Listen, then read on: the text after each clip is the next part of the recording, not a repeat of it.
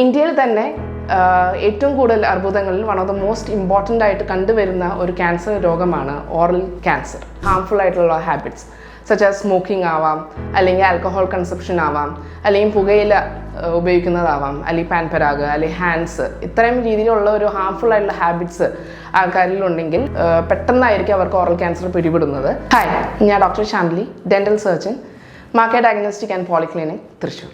മുഖം മനസ്സിൻ്റെ കണ്ണാടിയാണെന്ന് പറയുന്ന പോലെ തന്നെയാണ് ആരോഗ്യത്തിൻ്റെ കണ്ണാടിയാണ് നമ്മുടെ വായ അല്ലെങ്കിൽ ഓറൽ ക്യാവിറ്റി. നമുക്ക് വർഷങ്ങളായി നമ്മൾ ഫോളോ ചെയ്തു വരുന്ന ശീലങ്ങൾ അല്ലെങ്കിൽ ജീവിതശൈലി മൂലമുണ്ടാകുന്ന രോഗങ്ങളുടെ ലക്ഷണങ്ങൾ ആദ്യം കണ്ടു തുടങ്ങുന്നത് നമ്മുടെ വായിൽ തന്നെയാണ്. സോ ഞാൻ ഇന്ന് ഡിസ്കസ് ചെയ്യാൻ വേണ്ടി പോകുന്ന ടോപ്പിക്ക് ഓറൽ ക്യാൻസർ അല്ലെങ്കിൽ വായിൽ വരുന്ന അർബുദം. അപ്പോൾ ഇന്ത്യയിൽ തന്നെ ഏറ്റവും കൂടുതൽ അർബുദങ്ങളിൽ one of the most important ആയിട്ട് കണ്ടുവരുന്ന ഒരു ക്യാൻസർ രോഗമാണ് oral cancer. So first of all അതിൻ്റെ മെയിൻ കോസിനെ കുറിച്ച് നമുക്ക് മനസ്സിലാക്കാം.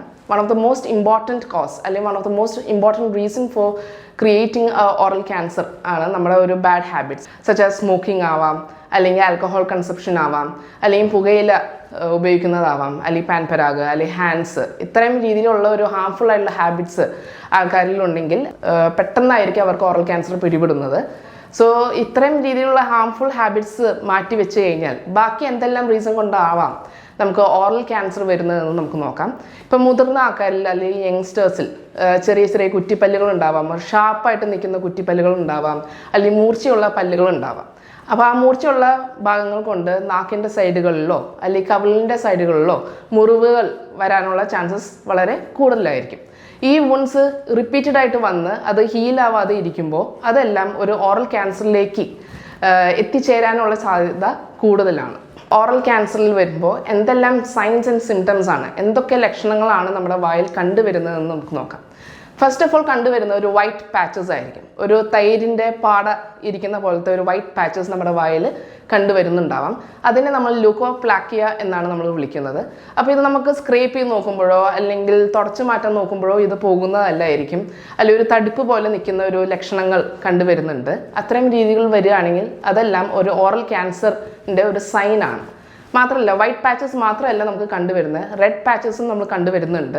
അതിനെ നമ്മൾ എറിത്രോപ്ലാക്കിയ എന്നാണ് പറയുന്നത്. അപ്പോൾ ഇത്തരം രീതിയിലുള്ള പാച്ചസ് കണ്ടുവരികയാണെങ്കിൽ അവരിൽ സ്പൈസി ആയിട്ടുള്ള ഫുഡ് ഐറ്റംസ് അല്ലെങ്കിൽ എരിവ് നിറഞ്ഞ ഫുഡ് ഐറ്റംസ് ഒക്കെ കഴിക്കുമ്പോൾ അവർക്ക് ഒരു പുകയുന്ന ഒരു ഫീലിംഗ് ഉണ്ടാവാം, അല്ലെങ്കിൽ ടങ്കിലുള്ള ടേസ്റ്റ് ബഡ്സുകളെല്ലാം പോകുന്ന അതിൻ്റെ ഫോളിക്കിൾസ് കംപ്ലീറ്റ്ലി പോകുന്ന ഒരു സിറ്റുവേഷൻ ഉണ്ടാവാം, വായിലൊരു ഡ്രൈനെസ് ക്രിയേറ്റ് ആവുന്ന ഒരു സിറ്റുവേഷൻ കണ്ടുവരുന്നുണ്ട്.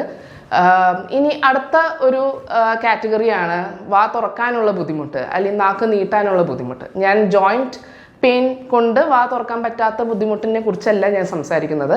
വാ തുറക്കുമ്പോൾ വായുടെ ചുണ്ടിൻ്റെ ഭാഗമോ അല്ലെങ്കിൽ വായുടെ ചീക്കിൻ്റെ സൈഡെല്ലാം കംപ്ലീറ്റ്ലി ഒരു ടൈറ്റൻഡ് രീതിയിൽ നിൽക്കുന്നുണ്ടെങ്കിൽ, ഒരു ഫൈബ്രസ് ആയിട്ടുള്ള രീതിയിൽ നിൽക്കുന്നുണ്ടെങ്കിൽ അതെല്ലാം ഒരു പുകയില ഉപയോഗിക്കുന്ന പേഷ്യൻസിൽ അല്ലെങ്കിൽ പുകയില ഉപയോഗിക്കുന്ന ആൾക്കാരിൽ കണ്ടുവരുന്ന ഒരു സിംറ്റംസ് ആണ്.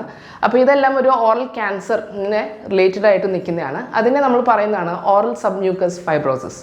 സോ ഇതിലെല്ലാം നമുക്ക് മെയിനായിട്ട് നമുക്ക് ശ്രദ്ധിക്കേണ്ട കാര്യം എന്ന് വെച്ചാൽ ഇത്രയും രീതിയിലുള്ള ഹാംഫുൾ ആയിട്ടുള്ള ഹാബിറ്റ്സ് കംപ്ലീറ്റ്ലി സ്റ്റോപ്പ് ചെയ്യുക എന്നാണ്. അപ്പോൾ ഇത് നമ്മൾ കേൾക്കുമ്പോൾ നമ്മൾ വിചാരിക്കും, നമ്മൾ വായിലൊന്ന് ചെക്ക് ചെയ്ത് നോക്കുമ്പോൾ വൈറ്റ് സ്പോട്ട്സോ അല്ലെങ്കിൽ ബ്ലാക്ക് സ്പോട്ട്സോ ഒക്കെ കണ്ടുവരുമ്പോൾ നമ്മൾ വിചാരിക്കും ഓക്കെ മേ ബി അതെല്ലാം ഒരു ക്യാൻസർ റിലേറ്റഡ് ആണ് എന്ന് വിചാരിച്ച് പേടിക്കേണ്ട ആവശ്യമില്ല.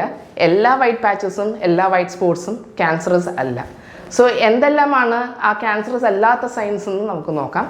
സോ നമ്മുടെ കവിളിൻ്റെ സൈഡിൽ മേ ബി ഒരു വൈറ്റ് ലൈൻ പോലെ പോകുന്നുണ്ടാവാം. അതിനെ നമ്മൾ ലീനിയ ആൽബ എന്നാണ് പറയുന്നത്. അപ്പോൾ കവിളിൻ്റെ സൈഡിൽ രണ്ട് അണപ്പല്ലിൻ്റെ ഇടയിൽ കവിളിൻ്റെ ഭാഗം നമ്മളിങ്ങനെ കടിക്കുന്ന ഒരു സ്വഭാവം ഉണ്ടെങ്കിൽ അവരിൽ ഒരു വൈറ്റ് ലൈൻ പോലെ പോകുന്ന ഒരു ഇത് കണ്ടുവരുന്നുണ്ട്. അപ്പോൾ അതൊന്നും ക്യാൻസറസ് ആയിട്ടുള്ള ഒരു ലീഷനോ കാര്യങ്ങളോ ഒന്നുമല്ല. ഇപ്പം മേ ബി ഒരു ചുണ്ടിൽ ഒരു കൊമള പോലെ വന്നിട്ടുണ്ടാവാം. അത് ചുണ്ട് കണ്ടിന്യൂസ് ആയിട്ട് കടിക്കുന്ന ഒരു കൂട്ടത്തിലൊക്കെ ആണെങ്കിൽ അവരിലൊരു മ്യൂക്കോസീൽ എന്നാണ് അതിൻ്റെ പേര് പറയുക. മ്യൂക്കോസീൽ എന്നൊക്കെ പറയുന്ന ഒരു കൊമള പോലത്തെ ഒരു സംഭവം ആ ഒരു ചുണ്ടിൻ്റെ സൈഡിൽ വരാവുന്നതാണ്. അപ്പോൾ മിക്ക ആൾക്കാരെയും ഒരു തോട്ട് പ്രോസസ്സിലുള്ളത് നമ്മുടെ നാക്കിൻ്റെ ഏരിയയിലാണ് കൂടുതലായിട്ട് ക്യാൻസർ വരുന്നത് എന്നാണ്. പക്ഷെ അതങ്ങനെയല്ല. നാക്കിൻ്റെ സൈഡുകളിൽ വരാം, അല്ലെങ്കിൽ മോണയുടെ ഭാഗങ്ങളിൽ വരാം, അല്ലെങ്കിൽ കവിളിൻ്റെ സൈഡുകളിൽ വരാം, നാക്കിൻ്റെ അടിഭാഗത്ത്, അതിനെ നമ്മൾ ഫ്ലോർ ഓഫ് ദ മൗത്ത് എന്നാണ് പറയുന്നത്, അവിടെ വരാം, അണ്ണാക്കിൻ്റെ ഭാഗങ്ങളിൽ വരാം, തൊണ്ടയിലേക്ക് വരാം, ഈവൻ ഉമിനീർ ഗ്രന്ഥികളിൽ വരെ ഓറൽ ക്യാൻസറസ് പിടിപെടാവുന്നതാണ്. ഇനി ഞാൻ പറയാൻ പോകുന്നത് ഇതെങ്ങനെ നമുക്ക് പ്രിവെൻറ്റ് ചെയ്യാം. ഇത്രയും സയൻസ് വരുന്നതിന് മുമ്പ് നമുക്ക് പ്രിവെൻറ്റ് ചെയ്ത് വെക്കുന്ന അല്ലെങ്കിൽ അതിൻ്റെ അനുസരിച്ചുള്ള പ്രിക്കോഷൻസ് എടുക്കുന്നതാണ് കുറച്ചുകൂടി നല്ലത്. As we all same, prevention is always better than cure എന്ന് പറയുന്ന പോലെ തന്നെയാണ്. നമുക്കിത് എങ്ങനെ പ്രിവെൻറ്റ് ചെയ്യാം? അപ്പോൾ ഇതിൻ്റെ വൺ ആൻഡ് ഓൺലി പ്രിവെൻഷനാണ് ഇത്തരം രീതിയിലുള്ള ഹാംഫുൾ ആയിട്ടുള്ള ഹാബിറ്റ്സ് കംപ്ലീറ്റ്ലി സ്റ്റോപ്പ് ചെയ്യുക. സ്മോക്കിംഗ് ആണെങ്കിലും ആൽക്കഹോൾ കൺസപ്ഷൻ ആണെങ്കിലും പുകയില ഉപയോഗിക്കുന്നതാണെങ്കിലും കംപ്ലീറ്റ്ലി സ്റ്റോപ്പ് ചെയ്യുക.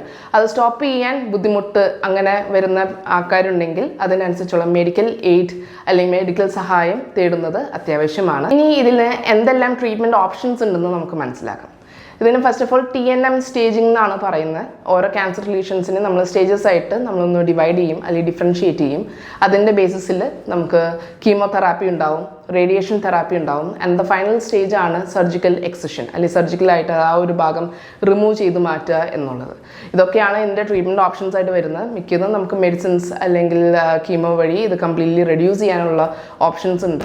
So always make it A point two have A dental visit and take N appropriate treatment.